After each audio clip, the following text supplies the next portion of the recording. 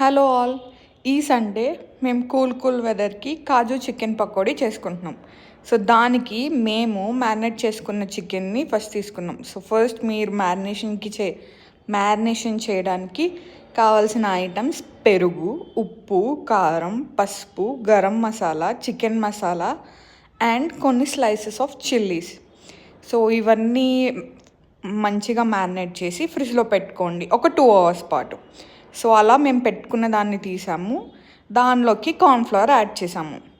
So cornflour add చేసి మంచిగా thick consistency వచ్చాక దానిలోకి కొన్ని క్యాషెస్ కూడా వేసుకున్నాము. సో ఇప్పుడు స్టవ్ ఆన్ చేసి దానిపైన కడాయి పెట్టుకుని ఆయిల్ కొంచెం హీట్ ఎక్కాక లో ఫ్లేమ్లోనే మనం చికెన్ని స్ప్రెడ్ చేసుకుంటున్నాము. సో ఇది గోల్డెన్ బ్రౌన్ వచ్చే వరకు లో ఫ్లేమ్లోనే కాల్చుకోండి. సో దట్ మన చికెన్ క్రిస్పీ, జ్యూసీ అండ్ టెండరీగా ఉంటుంది. సో నెక్స్ట్ ఇలా గోల్డెన్ బ్రౌన్ వచ్చే వరకు చికెన్ని ఫ్రై చేసుకుందాం. సో ఈ సండే మీరేం చేసుకుంటున్నారు కమెంట్స్లో చెప్పండి. అలాగే మేమేమన్నా ట్రై చేయాలంటే మీ రెసిపీని మాకు కమెంట్లో ట్యాగ్ చేయండి. Will try that. సో ఇలా గోల్డెన్ బ్రౌన్లోకి వచ్చిన చికెన్ని టిష్యూస్ ఉన్న ప్లేట్లోకి వేసుకుంటున్నాం. సో దట్ మంచిగా ఆయిల్ పీల్చేస్తుంది.